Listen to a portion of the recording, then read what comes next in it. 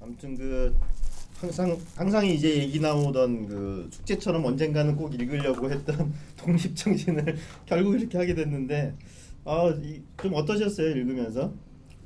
앞에 너무 졸리던데요 말투가 이게. 그 다 읽지는 못했지만은 지난번에 그 뭐 러일 전쟁하고 청일 전쟁 그거 예. 읽어오라 그래서 그거 뭐 좀 읽었습니다. 그런데 앞에 부분에 조금 읽겠는데 지금 이분이 100년 전에 이래 썼다는 것이 이해가 안 될 정도로 너무나 이 좀 현재도 상당히 맞고 굉장히 그 참 통찰력이 있는 그런 글이었다 이런 생각이 들었습니다. 그래서 사실 어떻게 100년 전에 이런 글을 쓸 수 있었을까 굉장히 제가 놀랐습니다. 100년 전일 뿐만 아니고요. 예. 이분 연세가 이 박사가 그때 1875년생이니까 예. 이게 1904년에 썼다 보니까 한국 나이로 쳐봐야 30인가 29인가 돼서 예. 그리고 저도 이거 읽으면서 저 이번에 6대주라는 거 처음 알았습니다. 예. 5대양 6대주 아메리카, 아프리카 이렇게 계산해 보니까 5개밖에 안 나오더라고요. 예. 아메리카를 남북으로 나눴더라고요. 근데 그 6대주가 나와 있고 예. 그래서 이제 6대주 그래 분명히 알았고 뭐 일식 월식 뭐 그래서 저는 지금 다 모르는데 예. 옥중에서 이 박사가 그 나이에 저기 과거 몇 번 떨어지고 갑오경장돼서 과거제 폐지돼서 배제학당 입학해서 불과 얼마가 안 되고 이제 한성 감옥을 들어갔는데 예. 언제 이렇게 공부를 그렇죠. 전 세계에 대한 예. 식견이 아주 뛰어난 그러니까 20대에 어떻게 예. 그 외국에 한 번도 안 나가본 분이 예. 그렇게 언제까지 그렇죠. 그 뭐 미국 뭐 청나라 뭐 당시에 뭐 유럽 뭐 이런 제도에 대해서도 환하고 아주 참 불가사의입니다. 좀 그렇게 생각해요. 또 쓰시면 읽기는 어렵고 그러면 진도는 안 나가고 저도 학당을 다녔는데 예. 이번에 억지로 읽었습니다. 이게 또 이 박사 책이라서 하여튼 좀 어렵게 느꼈습니다. 예. 저는 여기 중간에 보면 어디 있는지 찾지 못하겠는데 여기 그때는 왜 강대국들이 속국을 많이 만들잖아요. 예. 영국도 뭐 어떤 나라도 이제 속국을 많이 만드는데 일본이 우리나라에게 지금 일본이 각국과 서로 통하여 세상 형편을 살펴보니 옛날처럼 혼자서 지낼 수 없으니 어쩔 수 없이 서로 통하여 견딜 것이고 서로 통하려면 정치와 풍속을 전부 새롭게 변혁하여 새 법을 본받기 전에는 나라도 유지하지 못할 줄을 깨달았다. 그래서 날마다 서양의 법을 본받기에 관민이 한마음이 되어 노력한 결과 점점 계명으로 나아가는 효험이 벌써 적지 않다. 귀국도 그러니까 우리나라요. 귀국도 우리와 같이 타국과의 왕래를 통하여 보강을 도모하는 것이 심히 옳다. 이러면서 일본이 사실은 우리나라를 속국으로 만들려고 하는 게 아니라 같이 개항해서 우리나라도 똑같이 부국 강병 해가지고 나라를 키워서 외세라고 하면 여기는 이제 같이 일본하고 우리하고 같이 도모해서 유럽이라든가 다른 열강들을 이렇게 같이 맞서 싸우려고 했다는 거. 그리고 몇 번이나 일본 사람들이 이 책에 의하면 우리나라에게 좋은 의도로 여러 가지 것을 권했지만 우리나라가 쇄국 정책으로 인해서 말을 듣지 않았는데 그 일본에도 물론 많은 사람들 중에는 뭐 한국 그냥 쳐버리자 뭐 하면 이길 수 있으니까 그런데도 불구하고 일본의 그런 그 정치인들 중에 지금 뭐 한국 쳐서 다 이렇게 하는 게 문제가 아니라 그걸 유지하는 거에도 여러 가지 어려움이 있고 그것보다는 사실 두 나라가 같이 힘을 합해서 강하게 되고 난 다음에 동심 협력해갖고 서양의 형세를 막는 것이 더 좋은 전략이다라고 옳게 보고 우리나라를 많이 도와주려고 했다는 거. 그래서 이승만 대통령이 그 안에서도 일본에 대해서 이런 부분은 정말 이렇게 우리를 종복으로 부리려고 하는 다른 열강에 비교해서 깊이 감사해야 할 거라고 이렇게까지 생각했었는데 우리나라 사람들이 너무 목매해서 받아들이지 못하고 나락으로 떨어지게 된 걸 보면서 지금이라도 늦지 않았으니까 열심히 공부해야 되겠다 이런 생각했어요. 좌파들이 그 구절 보고 이제 이 박사를 친일 바라고 자꾸 매도를 하는 그런. 아, 네. 그런 얘기 들었는데 뭐 눈에는 뭐만 보이고 뭐 눈에는 뭐만 보인다고 나는 그렇게가 절대 안 이게 보여요. 1904년이니까요. 네. 그 시기까지는 아직 일본을 경험하지 않은 상태고 네. 이승만 박사도 그리고 이제 그 독립운동을 하는 기간 동안에 일본이 여러 가지로 방해를 했잖아요. 미국에서도 그렇고. 그러니까 거기에서 아주 처절하게 마음에 뼈에 사무치게 이제 그때는 일본에 이제 대한 반일이 됐지만 예, 요 아직 여기서는 근데 시절이 바뀐 거잖아요. 그리고 왜냐면 그때만 해도 네. 그러니까 이 박사가 이 얘기를 쓸 때만 해도 사실 일본이 나름 어느 면에서는 호의적이었잖아요. 왜냐하면 일본 자체 내에서도 저기 한국을 치자 해가지고서 치지 않으니까 자기네들끼리 왜 전쟁이 일어났었잖아요. 예, 그런 것처럼 그때까지만 해도 사실은 그러니까 초기에 좋은 마음으로 이모군란 같은 경우에도 학교에서 옛날에 배울 때는 일본이 뭐 배 갖고 쳐들어와 갖고 뭐 어쩌고 그렇게 배웠는데 여기 보니까 뭐 강화도에 물 들어왔다가 죽은 거더라고요. 그로 인해서 뭐 이러고 저러고 싸움 났으니까 아마 그때 대원군이 쇄국 정책만 펴지 않고 우리나라도 여러 사람들을 조금 눈뜨이게 했다면 또 조금 다른 뭐 위치가 되지 않았을까 싶은 생각도 들고 아쉽네요 여러 가지로.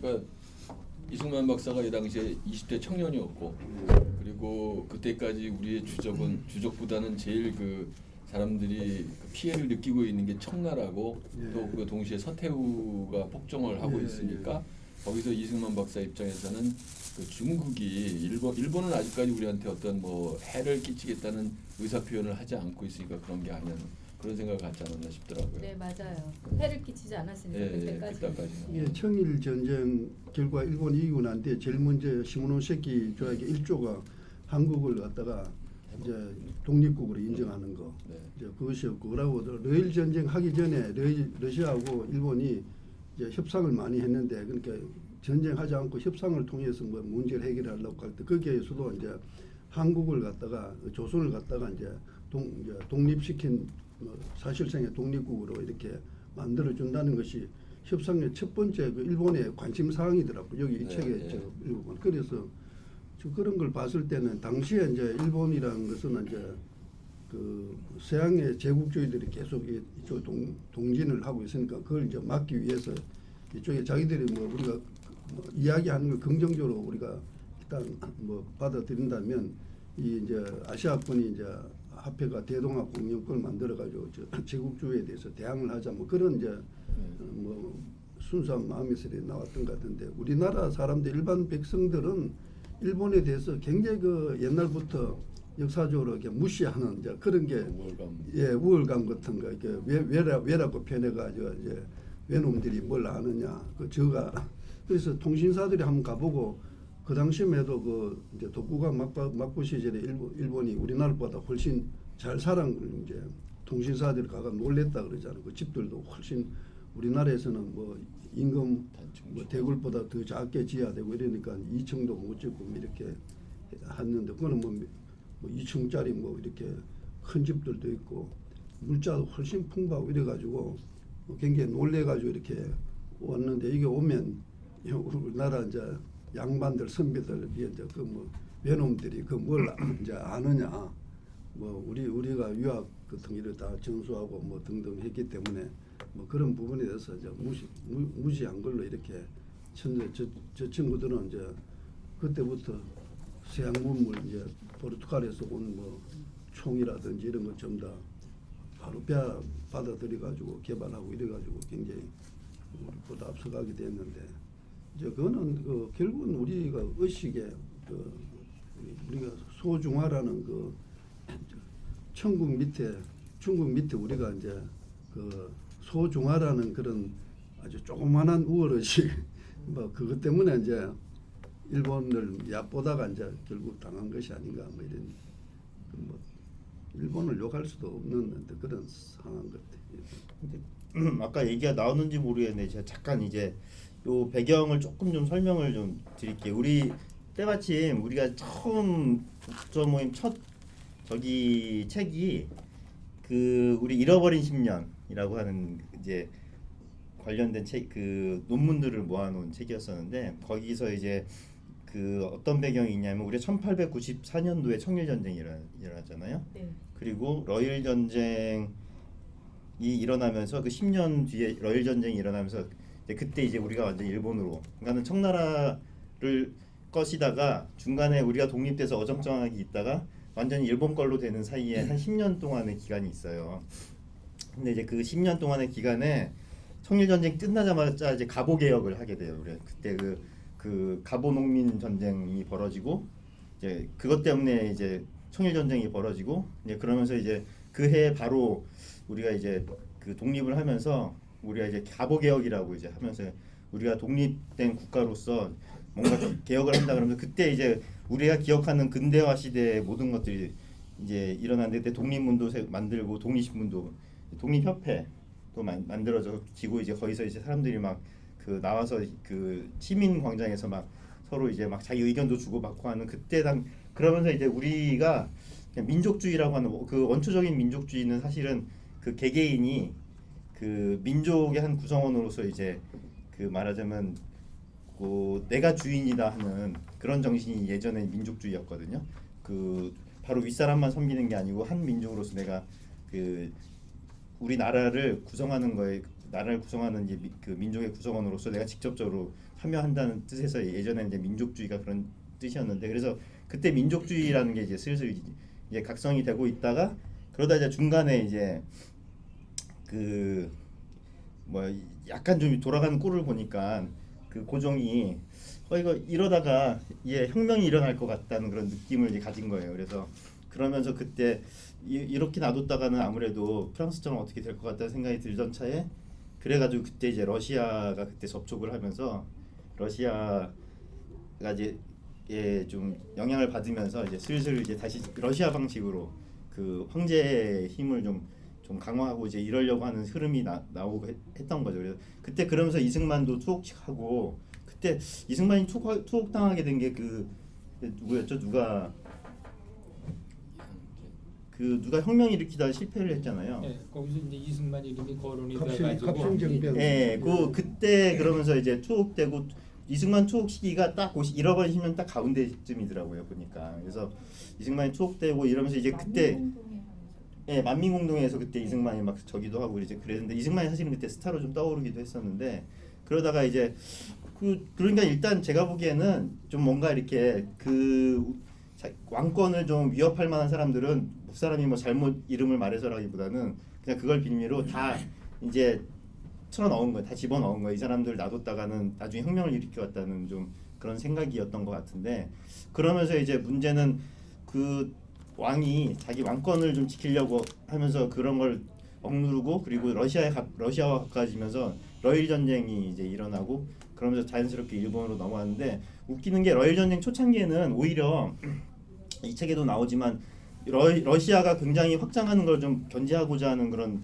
뜻들이 많았기 때문에 우리나라도 민중들이 러시아에 대한 반감들이 많았어요. 그래서 초창기에는 러시아보다 일본을 많이 러일 전쟁 초창기에는 그 일본을 많이 지원하고 일본을 많이 그 도와주고 이러는 분위기가 있었는데 그게 뒤집혀진 게 그 일본이 이제 전쟁이 벌어지면서 뭔가 이렇게 조금 좀 자기 쪽으로 힘이 넘어간 것 같다 하니까는 그 토지를 그 일본 사람이 개발할 수 있도록 이제 허가를 받고 그러면서 우리나라가 좀 토지에 대한 좀 그게 좀 있거든요. 농사 중심의 나라라서 그래서 일본이 우리나라 땅을 뺏어가는 거 아니야 하는 그런 사람들이 위기감이 퍼지면서 갑작스럽게 이제 반일 정서가 반일 정서가 확 바뀌었다고 그러더라고요. 그 논문에서. 그래서 그런 배경으로 좀 보시면은 도움이 될 거고 그래서 여기에서도 지금 이승만이 그런 얘기를 하는 게 사실은 이승만이 이 글을 쓰던 시점이 딱 그 시점인 거예요. 이제 러일 전쟁 막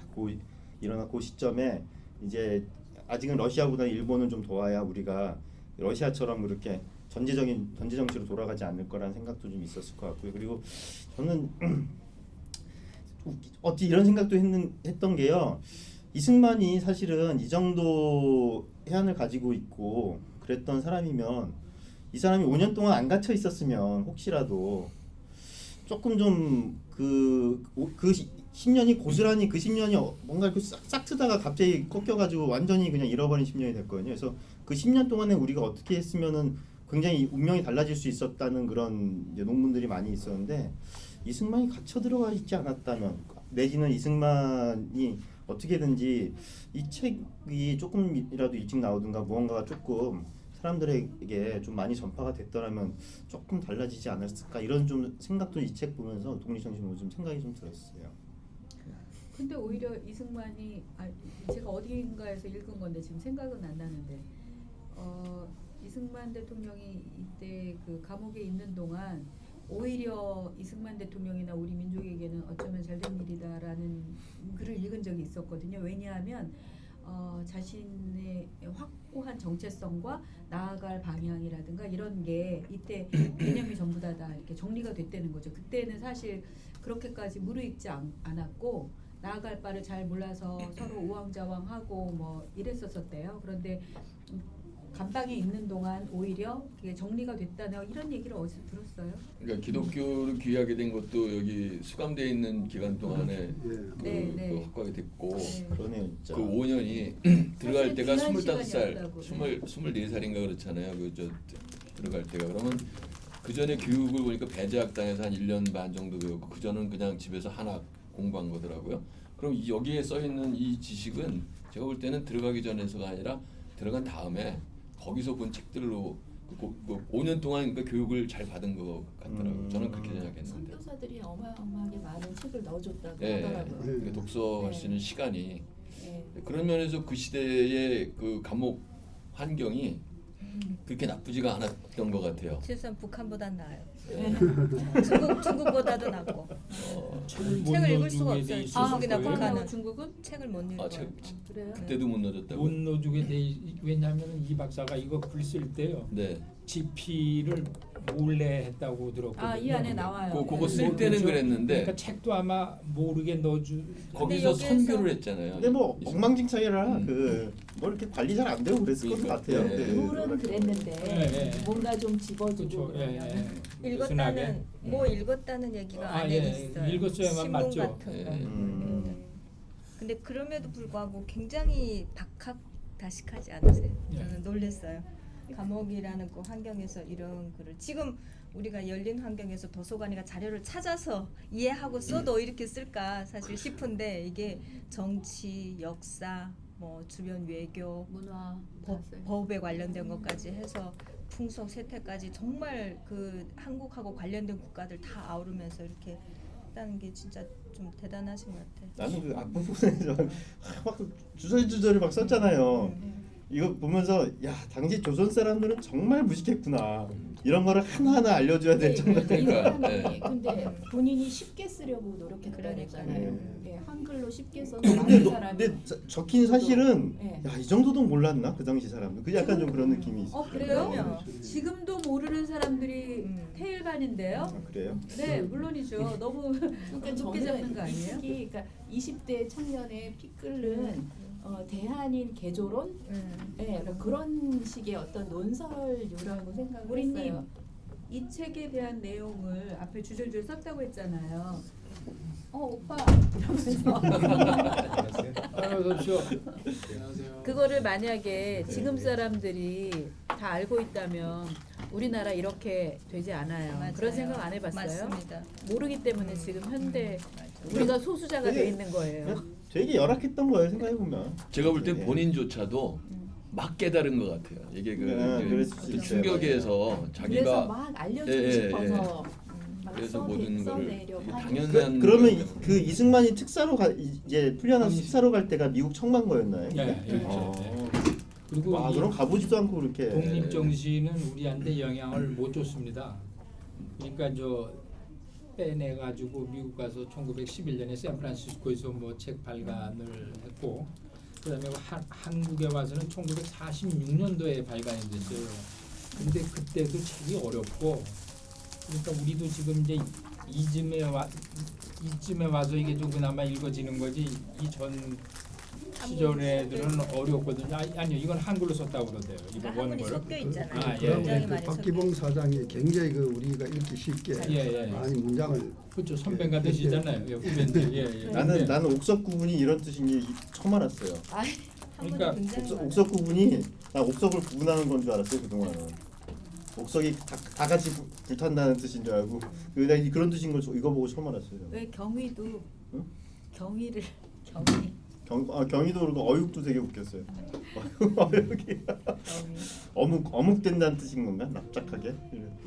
그래가지고 독립 정신을 썼다고는 하지만 본 사람도 거의 없고 해방 후에도 이 책이 좀 쉽게 써져서 얇게 되고 해서 많이 퍼졌으면 한국 사람이 자유민주주의, 자주, 독립, 누누이 얘기하는 이거를 그리고 이제 국제 통상 관계 이게 해외에서 이렇게 접촉이 오면은 이게 찝적대는 게 아니고 다 두루 조차고 하는 거고 그렇게 하면서 발전하고 이제 그런 거를 조금씩 우리 국민들이 의식을 했을지 모르겠는데 이 책은 전혀 영향을 못 주고 본 사람도 없고 어렵고 그게 지금까지도 이어온다고 그렇게 돼 있네요. 그게 되게 궁금했어요. 예. 전 읽으면서 자유인이 과연 뭔지, 그 다음에 이제 제도라는 게 정치 제도가 뭔지를 갖다가 명쾌하게 설명을 하고 있잖아요. 근데 사실 진짜 지금도 그거를 이해를 못하는 친구들 말씀하신 대로 거의 대부분인데 그때 당시에 민초가 과연 이거를 한 글자나 이해를 할 수 있을 것인지 본다 한들 한글을 못 읽는 사람도 태반이었잖아요. 아, 그죠. 하긴. 네. 한글을 봐도 못 읽었을 거예요. 그러니까 아니 예. 본다 한들 본다 이해가 안 본다 한들 이해가 됐었을 것 절대 안 같아요. 된다는 네, 이거는 저도 딴 왜냐면 세계의 이거 얘기잖아요. 완전 네. 농노로 살았기 때문에 다른 양말- 세계의 얘기잖아요. 아니, 이거는. 고해였잖아요. 서양 문화에 대한 얘기니까. 맞아. 가부개혁 이후에 뭔가 뭐 좀 그 현대적인 어떤 변화가 있었지만 그 이전까지는 노비로 살고 밭갈고 맞아요. 대부분의 사람들이 포드렛이라고 살았지 않아요? 여기 나오는 사진들도 보면은 굉장히 열악하죠. 예, 없어 보이고 예, 비난하고 그냥 수탈당하고 근데 이해하기 힘들었어요. 그 만민공동회나 이런데 기록 같은 거 보면은 굉장히 사람들이 또 무식한 것만도 아닌 것이 그 뭐라지 적극적으로 사람들이 막 뭉쳐서 거기서 의견도 서로 의견 내려고 막 그 서로 얘기하고 싶어서 하고 거기서 거의 의회 그 맹아적인 의회 형태 같은 것도 만들려는 움직임도 생기고 그러니까 몇몇 생각보다 그 만민공동회 같은 데서 막 했던 그 움직임이 굉장히 빨리 조직화됐었던 거더라고요 보니까. 그래서 야, 이 우리나라 민초들이 뭐라고 해야 되나 아무 생각은 없고 굉장히 좀 스스로 뭔가를 해보려고 하는 욕구 같은 게 굉장히 쌓여 있는 상태이긴 했었나 보다 그런 생각은 좀 들었죠. 뭐 일부 아니겠어요. 이게 개화파들, 그게 일부죠. 개화파들 좀 이제 그 서양 뭐 이게 처음에 좀 유학 좀 갔다 온 사람들 중심으로 해가지고 이제 서재필 뭐 이런 사람 박영호 뭐 이런 뭐 갑신정변 아주 일으켰지만은 그런 사람들 중심으로 좀 이제 그걸 했는데 일반 백성들은 나중에 그 갑오경장의 그 김홍직 총리 대신을 고종이 몹쓸 놈이라 하니까 그 백성들이 그 양반을 막 그 길바닥에서 완전히 그 때려 죽였잖아요 그때. 그만큼 뭐 일반 백성들은 뭐 무지했고 또 임금의 말이라면 뭐 진짜 그 뭐 하나님 말씀처럼 막 하여튼 그렇게 뭐 극할 때니까 그 당시 우리나라 국민들의 수준이라는 것은 뭐 미개할 수밖에 없는. 자유의지라는 거에 대한 개념이 아예 없었다는 그렇죠. 생각이 예. 어디서 드냐면 지금 제가 이거 어느 책에선가 봤는데 제가 어디 대지는 못하겠고 그때 저도 그거 읽고 쇼크 먹었었는데 저기 우리나라 사람들 중에 왜 독립 운동하겠다고 군사 조직해서 갔는데 하룻밤에 서로 죽이잖아요. 서로 의견이 달라서 그래갖고 완전히 괴멸된 그런 사건이 있었어요. 자유시 참변 자유시 얘기하는 네, 거죠. 자유시 참변. 네. 그게 무슨 소리예요? 결국에 자기가 정말 자유 의지가 있고 왜 독립을 해야 되는지 이런 거에 대한 확고한 그게 있으면은 조금 의견이 달랐다고 해서 공동의 그게 있는데 서로 뭐 그것 때문에 쏴 죽일 것까지 하겠어요? 근데 그럴 것 같아요. 저는 요즘 보면 그렇지, 요즘 보면은 우파 반별사들 뭐 우파 공격하는 거 보고 그러면 재벌진들한 인간. 네.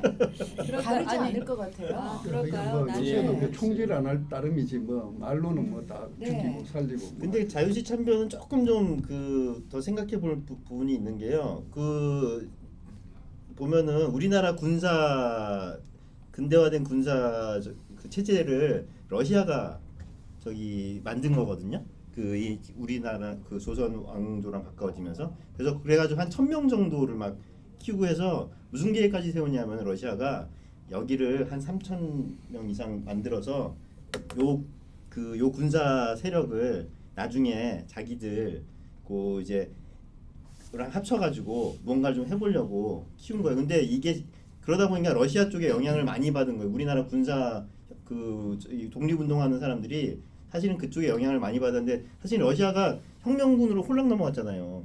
그러니까는 이 사람들은 이제 무조건 이제 러시아 쪽에 워낙에 그 인맥들이고 하니까는 다 자연스럽게 이제 그 뭐라 좌익 그 독립운동 쪽으로 자연스럽게 흘러갈 조직이었는데 문제는 좌익 쪽이 문제가 자기들끼리 주도권 싸움을 하니까 아니 저는 이제 이제 그런 거기에서 거를 이제, 떠나서 예. 내가 얘기하고자 하는 거는 뭐 어떤 부분을 보고 싶으냐면 그 자유에 대한 열망이라든가 아니면 독립국에 대한 열망이라든가 뭐 그런 것들이 그런 이념이 제대로 장착되었다면 설령 이렇게 너무 마음에 안 맞는다고 하더라도 그렇게 하루아침에 몰살을 당할 정도로 충동적일 수는 없다는 거죠. 대부분의 사람들이 그냥 나라를 구해야 돼 하니까 그냥 우욱하는 어떤 그런 충동, 제대로 공부가 되어 있거나 제대로 어떤 마음을 갖지 못한 상태였기 때문에 그런 일이 일어나지 않았나. 그러니까 나는 그 정도로 국민들이 지금도 마찬가지지만 뭐 아는 게 없다는 거지.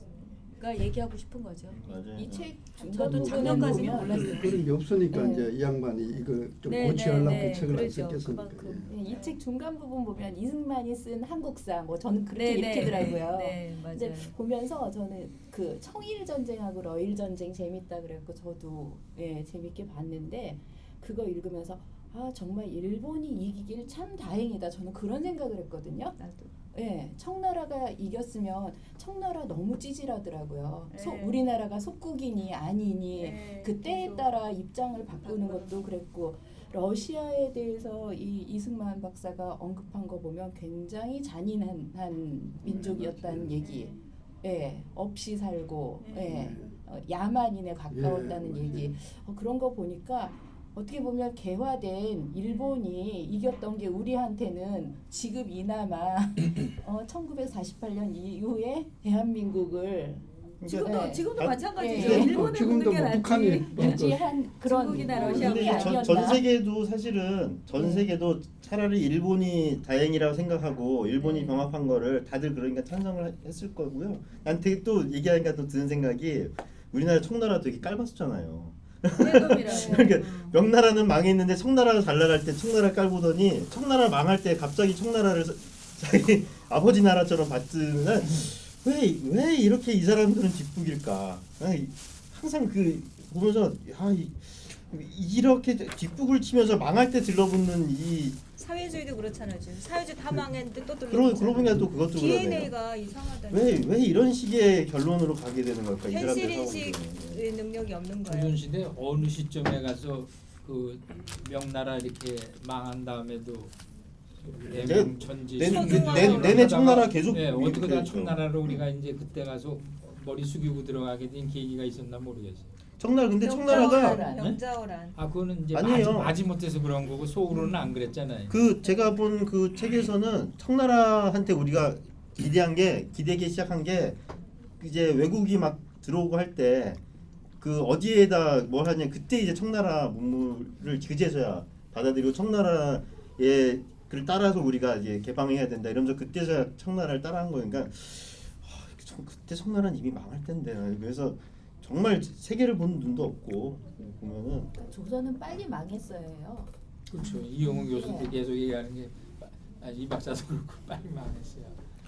500년 역사가 자랑스러운 게 아니더라고요. 그렇죠. 중간에 자꾸 어떤 변혁이나 혁명이나 이런 동인들이 있어야지 이 새로운 세계에 대한 그런 안목이 생기지 너무 그 한 풀에서 그냥 우리 예, 썩은 거죠. 수로 예, 말하는 예. 거죠. 고여 있었던 것이 조선시대 500년은 아주 우리나라가 고름이 단단히 그죠. 안에 묻혀 외국에서 있었던 볼 때는 것 우리나라의 같아요. 독립국이 아니고 예. 천국의 그렇죠. 속국으로 그냥 예. 이게 독립적인 게 아닌 나라가 아니에요. 거기에다가 그러니까 시진핑 얘기가 일리가 있는 거죠. 예. 조선시대에는 노예제도가 또 그렇게 견고했잖아요. 그러니까 이영훈 교수님도 그 분야에 지금 계속 연구하시는데 세계에 이렇게 동족을 갖다가 노예로 만든 잔인한 민족은 없다는 거예요. 그러면서 이제 막 비판을 하니까 이영훈 교수님은 또 본인도 그렇게 사실 생각하시면서도 또 같은 민족이니까 그래도 그건 아니다 이렇게 하시는데 사실이잖아요. 때려 죽여도 되는 거잖아요. 네. 주인이 내 노비 그렇죠. 노비를. 그래가지고 그거를 자랑스럽게 후세들이 기록을 했다는 거예요. 우리 아버지가 어느 날인가 집에 노비를 때려서 저기 소대문 밖에 어디 갔다 놨다. 그런 걸 쓴다는 거. 죽이고. 응. 그러니까 미개했던 시스템이었던 거야. 양반들만 살기 좋. 한 10% 안팎의 사람들만 살기 좋고.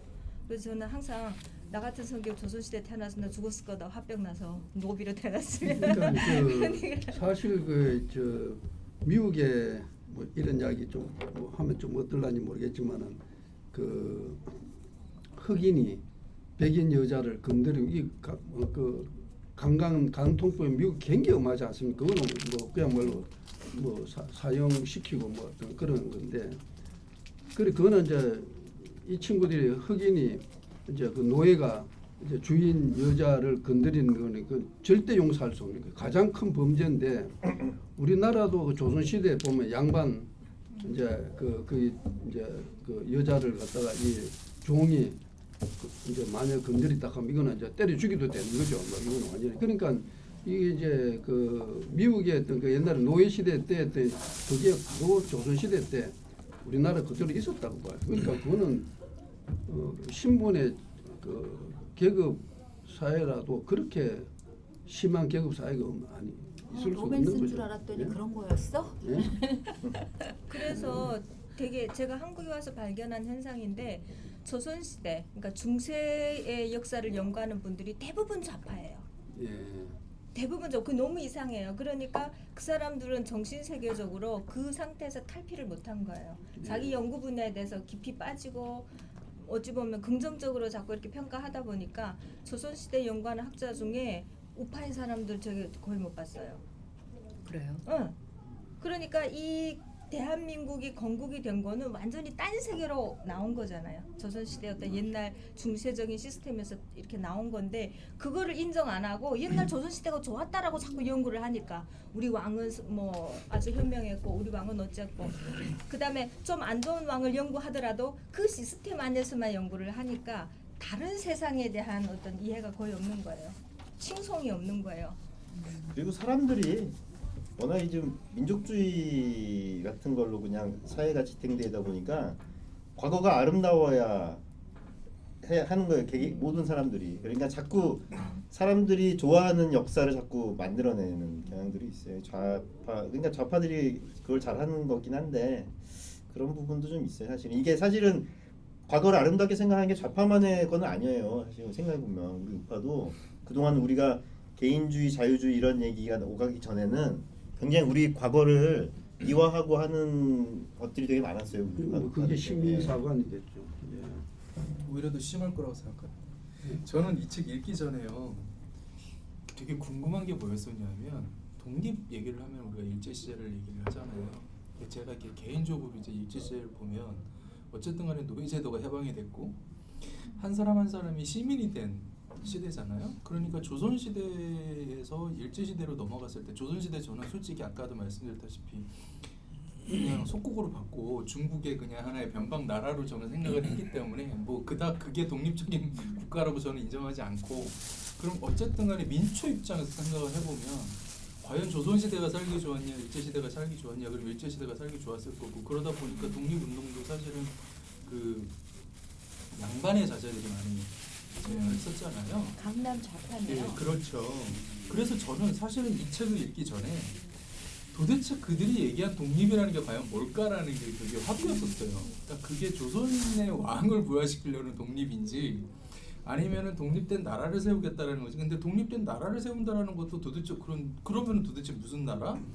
근데 이제 그러한 부분이 되게 이제 궁금했었는데 이 책에서 첫 번째 놀란 게 뭐냐면 이게 일제 시대에 들어가기 전에 이미 독립을 얘기를 했고 그 독립이라고 하는 게 자유인의 독립을 얘기를 하고 있잖아요. 그러면서 백성의 마음이 언제 자유해야 된다라고 하는 장에 제1로 나오는 게 반상의 등분을 깨트리지 못할 것이다라고 하는 걸 첫 번째로 얘기를 한단 말이에요. 그러니까 이 사람 자체도 양반의 자제임에도 불구하고 옥중에서 쓴 서신이 그다음에 일제시대로 넘어가지 않은 상태였으니까 이 사람이 얘기한 독립은 이미 조선으로부터의 독립 그다음에 개인의 독립을 벌써 얘기를 했다는 점이 저는 사실 그게 가장 충격이었어요. 도대체 어떻게 그 시대에 더군다나 양반이 첫 번째로 얘기한 게 반성의 등분을 깨트려야 된다라는 거를 제1의 원칙으로 내세우면서 바로 앞전에서 이제 미국의 민주주의 세계의 그 어떤 정치 형태를 얘기를 하면서 미국의 어떤 그런 자유민주주의에 대해서 얘기를 하면서 자유인이 돼야 되는 그러니까 이미 이승만이라고 하는 사람은 조선 시대에 이미 인간의 독립에 대해서 인간의 진정한 자유인으로서의 독립에 대해서 떠들었고 그리고 그게 일제시대로 넘어가면서 자연스럽게 이제 어떠한 독립운동으로 연결이 됐는데 그러면서 이제 문제가 해결이 된 거예요. 그러면은 이승만이 만들었던 독립이라고 하는 건 어떠한 새로운 나라를 만들거나 조선시대의 회귀나 이런 모든 게 아니고 진짜 개인의 자유의 독립이구나라는 거를 맞습니다. 그러니까 지금 교수님 좋은 말씀을 네. 보충을 하면 역시 오늘 나오길 잘한 거야. 제가 그 한국학중앙연구원에서 이제 공부를 하면서 그 권희영 교수님이 독립운동사를 강의하세요. 그래서 제가 첫 강의를 들어갔을 때 저도 지금 같은 충격을 받았는데 그 교수님이 그런 얘기를 하세요. 여러분은 언제가 독립운동의 시작이라고 보냐. 근데 대개 한국 사람들은 독립운동하면 항일만 생각해요. 근데 그게 아니라 그분은 개화운동부터 봐요. 개화운동부터. 그래서 진정한 독립은 천국으로부터의 독립이라는 거예요.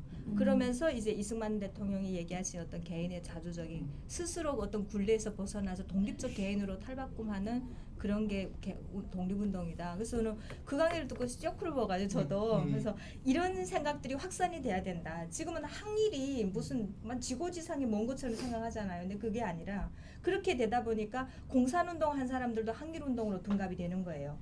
근데 공산운동은 절대 개인의 독립이 아니거든요. 맞습니다. 예. 오히려 단체 집단주의 전체주의로 들어가는 길이거든요. 이게 희석이 되는 거죠.